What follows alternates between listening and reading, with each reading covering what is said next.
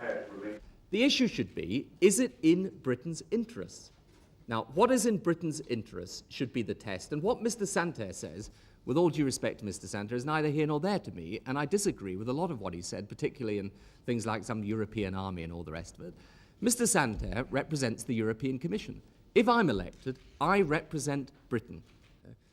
Defence, taxation, immigration, these are the areas that will remain subject to the national veto. That is not up for negotiation.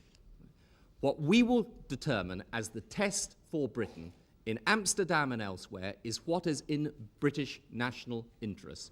That is the sole test, but it is in Britain's national interest to start leading and succeeding in Europe, not as they have been under John Major and his divided, hopeless, pitiful party, failing on every occasion.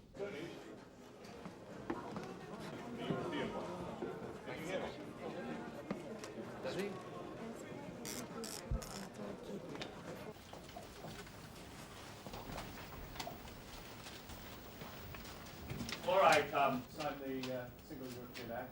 You yourself took us into the ERM before we fell out of it, losing 14% in the process. You said you wanted to be at the heart of Europe, but have regretted it since. And that they will take the necessary tough action on crime. So there's now very clearly exposed a sharp dividing line between the parties on Europe. I say no to handing more powers to Brussels in a new employment chapter. Mr. Blair says yes. I say no to the extension of qualified majority voting. Mr. Blair says yes. I say no to new powers for the European Parliament. Mr. Blair says yes. On European control of foreign policy, I say no. Mr. Blair says maybe. That means yes. Here, that they vote against what the public want done. And we'll see you on Thursday. Thank you.